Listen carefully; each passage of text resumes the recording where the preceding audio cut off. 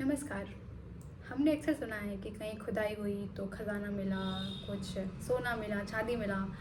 पर 1921 में जब पश्चिमी भारत में रेलवे ट्रैक बिछाने के लिए खुदाई हुई तो वहाँ मिला एक शहर, यानी यूँ कहें पूरी की पूरी सभ्यता, जो कश्मीर से लेके महाराष्ट्र और यूपी से लेके बलूचिस्तान तक फैली हुई थी।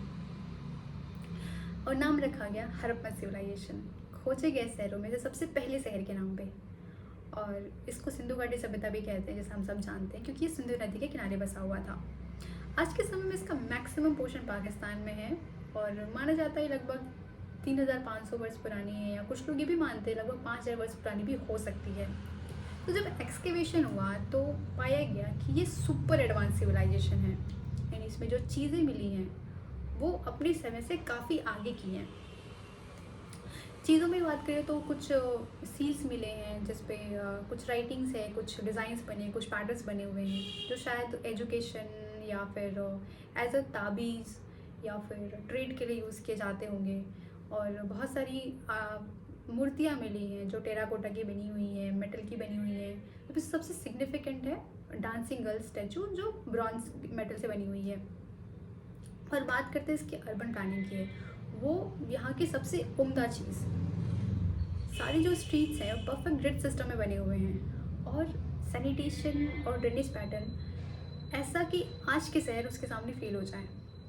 और सबसे इम्पॉर्टेंट चीज़, यहाँ की ईंटें, यहाँ पे ब्रिक्स का इस्तेमाल हुआ, और ऐसी वैसी ब्रिक्स नहीं, प्रॉपर बर्न्ट ब्रिक्स, आग में पकाई हुई ईंटें जैसे हम आज इस्तेमाल करते हैं।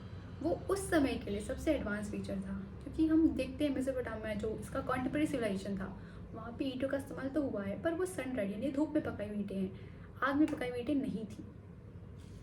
और ये सब तो हम सब जानते हैं इसके एडवांसमेंट के बारे में, पर सबसे बड़ी चीज़ जो हम नहीं जानते इसके बारे में वो है इसकी लैंग्वेज, यानी वो जिनका स्क्रिप्ट, जो लिपि इनकी जो यूज़ करते थे, वो हमें आज तक इसके बारे में कुछ नहीं पता। हमने बहुत सारे एविडेंस पाए हैं जहाँ पे जैसे किसी बर्तन पे या फिर किसी टैबलेट पे या फिर किसी मेटल पीस पे इनकी राइटिंग्स मिली हैं, बहुत सारी राइटिंग्स मिली हैं, और लगभग 400 अलग अलग सिंबल्स हैं।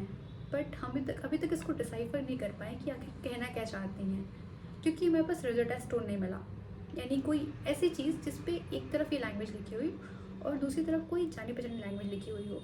तो ऐसा कुछ हमें नहीं मिला है। तो स्वाभाविक सा है कि इससे रिलेटेड बहुत सारी थ्योरीज भी होंगी। तो एक तबका ये मानता है कि असल में एक लैंग्वेज है, जो ऐसा मानते हैं वो कहते हैं कि ये प्रोटो द्रविडियन लैंग्वेज होगी। तो इसलिए जो साउथ के लोग हैं, स्पेशली जो तमिल स्पीकर हैं, वो मानते हैं कि ये एक द्रविडियन सिविलाइजेशन रही होगी। पर दूसरा तबका कहता है कि कोई लैंग्वेज है ही नहीं, क्योंकि ये जो सिम्बल्स हैं वो सकता है कोई पॉलिटिकल और रिलीजियस सिम्बल का कॉम्बिनेशन हो या फिर ऐसे कलेक्शन हो, दैट्स इट, कोई लैंग्वेज नहीं है। तो खैर, एक और इम्पॉर्टेंट फीचर स्क्रिप्ट का ये है कि ये मैक्सिमम जगह तो राइट से लेफ्ट पैटर्न फॉलो करती है, बट कुछ स्क्रिप्चर जो बहुत बड़े हैं उसमें बॉस्टरफ्रेडॉन स्टाइल का यूज़ किया गया है, यानी एक ऐसा स्टाइल जहाँ पे पहली लाइन में राइट से लेफ्ट लिखा गया है, दूसरी लाइन में लेफ्ट से राइट लिखा गया है, बिल्कुल वैसे जैसे कोई बैल खेत को जोतता है। तो इसको लेकर इंडिया में पॉलिटिकल डिबेट भी है कि नॉर्थ के लोग मानते हैं कि ये लैंग्वेज संस्कृत से बिलोंग करती है, तो जो सिविलाइजेशन थी वो भी संस्कृत की सिविलाइजेशन थी। साउथ के लोग मानते हैं कि द्रविड़ की लैंग्वेज है, तो जो सिविलाइजेशन थी वो भी द्रविड़ वाले लोग रहे होंगे वहाँ पे। तो खैर, अब असल में क्या है ये तो नहीं पता, बट खैर इसको जानने के प्रयास हमेशा चलते आए हैं। और अभी रिसेंटली तमिलनाडु गवर्नमेंट ने अनाउंस किया है कि जो भी इसको डिसाइफर करेगा उसको $1 मिलियन का इनाम दिया जाएगा। तो आप भी इसमें पार्टिसिपेट कर सकते हैं अगर आप चाहें तो। देखो, लैंग्वेज डिसाइफर होने से ना उनकी सोसाइटी के स्ट्रक्चर का और उनके रहन सहन का, उनकी सोच का पता तो लगाया जा ही सकता है, पर साथ में एक और मिस्ट्री है जो सिंधु घाटी सभ्यता से जुड़ी हुई है, साथ उसको भी हम सॉल्व कर सकते हैं। वो है इनके अचानक से गायब होने की मिस्ट्री। कहते हैं कि सिविलाइजेशन अचानक से एक बार स्टार्ट हुआ, फ्लरिश हुआ, फिर अचानक से गायब हो गया, मतलब कोई एविडेंस नहीं, उसके बाद की जो सिविलाइजेशन थी कोई कंटिन्यूएशन नहीं, एकदम पूरा ब्लैंक। तो इससे रिलेटेड बहुत सारी थ्योरीज हैं, लिटरली बहुत सारी थ्योरीज है, पर प्रोमिनेंट सिर्फ दो ही हैं। पहली है क्लाइमेट चेंज की थ्योरी।